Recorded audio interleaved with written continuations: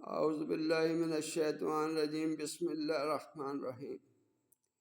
سب سے پہلے درود و سلام، الصلاۃ والسلام علیکہ یا سیدی یا رسول اللہ، الصلاۃ والسلام علیکہ یا سیدی رحمۃ اللہ عالمین صلی اللہ علیہ وسلم۔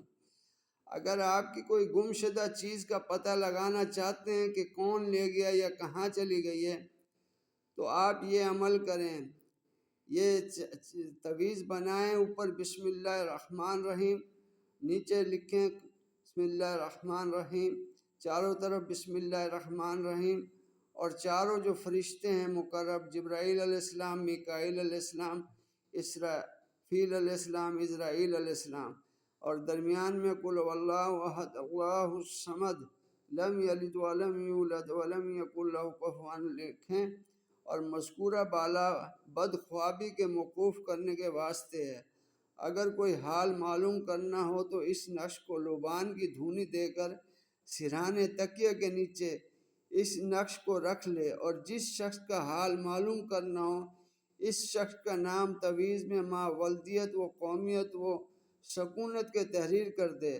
اگر کوئی شخص گم شدہ چیز کا پتہ لگانا چاہے تو جو موکل اس نقش کے تابع ہیں وہ کل پتہ خواب میں آ کر بتا دیں گے، اور جس شے کا پتہ معلوم نہ ہو، یعنی یہ بات کہ جس مریض کا یہ نہ معلوم ہوتا ہو کہ کس چیز کا اثر ہے، جادو کا یا عصیب کا یا خبیث کا یا جن کا یا مسان کا، تو نقش مذکورہ بالا کی ترکیب سے کل حال خواب میں معلوم ہو جائے گا۔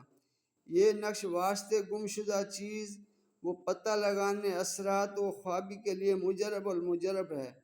اگر یہ پتہ معلوم کرنا ہو کہ چیز گم شدہ کہاں پر ہے اور کس کے پاس ہے، تو اس چیز گم شدہ کا پتہ نقش میں لکھ کر رات کو خواب میں دکھا دیا جائے گا تو پتہ معلوم ہو جائے گا۔ یہ جو آپ نقش دیکھ رہے ہیں اسی طرح آپ نے بھرنا ہے، اور اسی کے اندر آپ نے نام پتہ لکھنا ہے۔ جو بھی چیز گم ہو گئی ہے چیز یا جادو ٹونے کا ہے، جو بھی مریض ہے اس کا نام پورا پتہ لکھنا ہے، اور یہ رات کو آپ نے سوتے وقت سرانے رکھنا ہے تکیے کے نیچے نقش کو۔ آپ کو حالات معلوم ہو جائیں گے۔ یہ بہت مجرب اور مجرب ہے۔ یہ جو نمازی پرہیزی آدمی ہے وہ یہ عمل کرے، آیت الکرسی 3 دفعہ پڑھ کے اور آخر کے کل شریف پڑھ کے اپنا حصار کرے اور یہ عمل کرے تو زیادہ بہتر ہے، نہیں تو اس کی کوئی ایسی وہ نہیں ہے، رجت نہیں ہے اس کی۔ یہ عمل کرنے کی سب کو اجازت ہے۔